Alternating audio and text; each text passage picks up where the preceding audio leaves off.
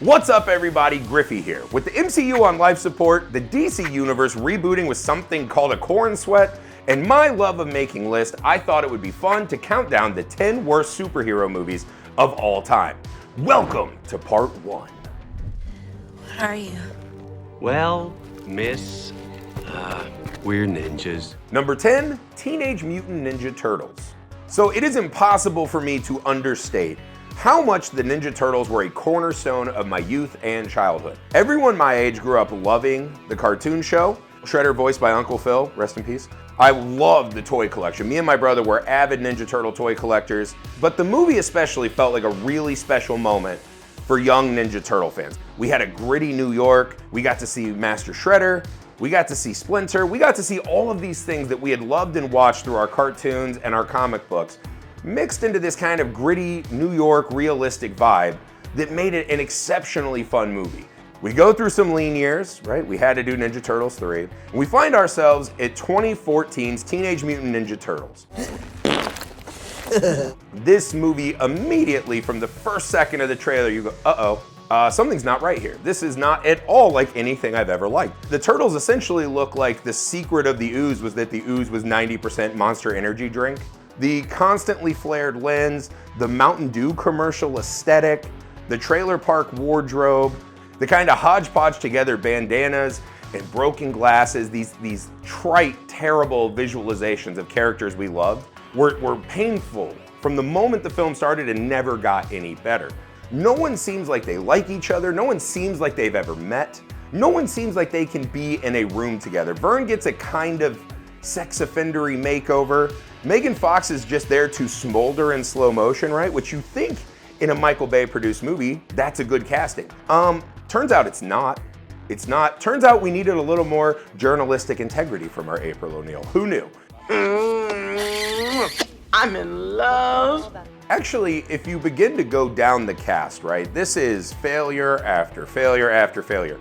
Even an actor I love like Tony Shalhoub being Master Splinter does not work at all. April stinks, Vern stinks, all of the Turtles stink. Did anyone say, you know what I wish Shredder was kind of a really lame robot? This is one of the biggest misses of the movie. He essentially becomes a generic first level boss in any terrible video game. Completely devoid of character, completely devoid of recognizable imagery, and my heart hurt. So a property that is completely still getting movies because of how much we are emotionally attached to it is completely devoid of any emotional attachment or empathy for these characters that we have loved since we were literally children. These are the worst, most hideously drawn cardboard caricatures of characters that I used to follow as a child. And it hurts, and it stinks. It stinks. It stinks. For those of you who are John Lovett's The Critic fans.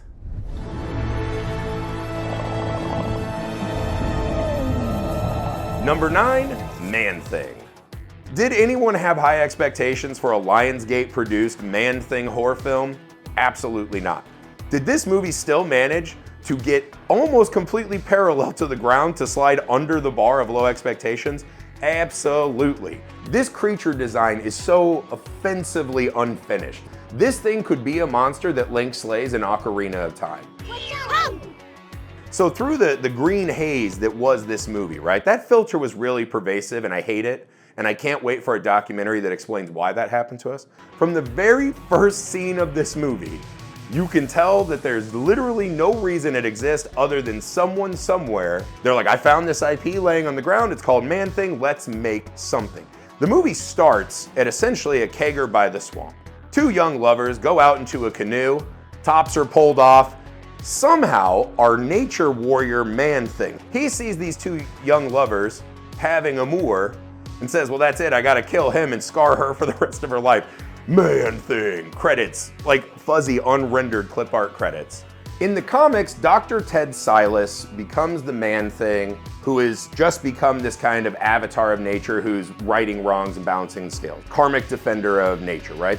None of that is in the film. In this one, Ted Silas becomes one of the members who's speaking for a Native American tribe who gets money from a shifty land developer. And everyone in the town thinks that Ted just ran with the money. Come to find out, he got murdered by the white guy who didn't want to pay him money. he becomes the vengeful pile of leaves Man-Thing. I guess that's why the two teenagers getting down in a canoe had to go, because they were near the sign of his crime. I guess don't do intercourse in a crime scene. That's a good rule to live by, but I don't know what it has to do with the character. There is nothing in the Man-Thing that gives us any identifiable reason why we would care about any of these people, their plight, their fight against the government, their fight against big industry. This movie is just here to splash blood on breast. That's it. And even the splashing blood on topless ladies, that happens once. There's only one topless lady in the whole movie, so even that crowd is unsatisfied. That's what this movie is. This movie is like being in a moor with a partner and having no satisfaction. That's what it feels like. We are the Fantastic Four, right? Right. Number 8, The Fantastic Four. So 1994 is arguably one of my favorite years of movies of all time. This is in fact 1 year after Jurassic Park, which makes this movie all the more baffling. 1994's The Fantastic Four looks like it would have been low-rent, made-for-TV movie had it come out in the 60s. So the fact that this movie hits right in the middle of one of the greatest eras of Hollywood filmmaking of all time is a staggering, monumental reason why it has to be on this list. You could go to any mall in any town in America and find any person in any store or any buffet that would have the same amount of emotional heft as any actor in this movie. There's something that the kids call Riz. This cast has none of it. The young version of Sue has a crush on Reed Richards, right? Who is way older than her, at least 8 to 10 years older than her, right? A child and a man. Then we find out that Ben Grimm just hangs out recreationally with 2 children, Sue and Johnny Storm, playing video games. Watch this movie and ask yourself, what is Ben Grimm's relationship hanging out with these kids? I don't feel like the movie lays it out in a way that lets it not be creepy as hell.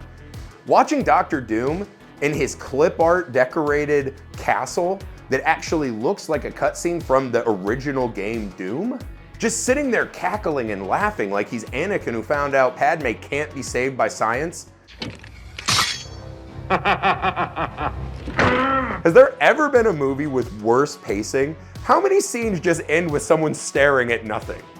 Right? Like imagine this video of every time it came back to me, I was just looking at nothing, or every time I finished a sentence, I just looked off like this. And that was the whole movie. This movie could have been 42 minutes if you just cut people staring at the end and start of every scene. Try not to laugh in the middle of talking about this piece of shit. The aesthetics of this movie are also the dumps, right? When we see the Fantastic Four in their super costumes, I'm one of those guys that used to really get mad when superhero movies didn't wear the costumes that I love from comic books.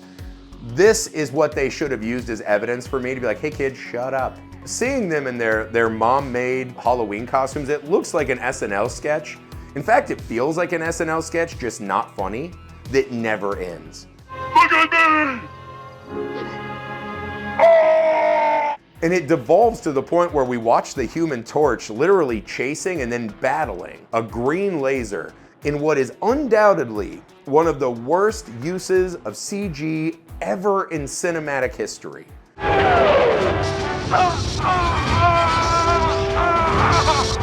At what point did they realize this is not going to get released? This is absolutely a thing that no human being will ever see. I'm not surprised that the first time I ever heard this movie existed was when it was a trailer in front of an adult film my buddy's grandmother accidentally rented at a 3rd grade birthday party. It's a nice, novel, historical time capsule to a time when superhero characters and films could not have meant culturally less. At least Ant-Man Quantumania isn't that, right? At least the new comic book movies that stink aren't this. That's the only reason a human being would ever put eyes on this film, is to remind them that the bad comic book movies we're getting now are still 1,000 times better than it used to be. That's the end of part 1, guys. I implore you, please watch literally any other movies.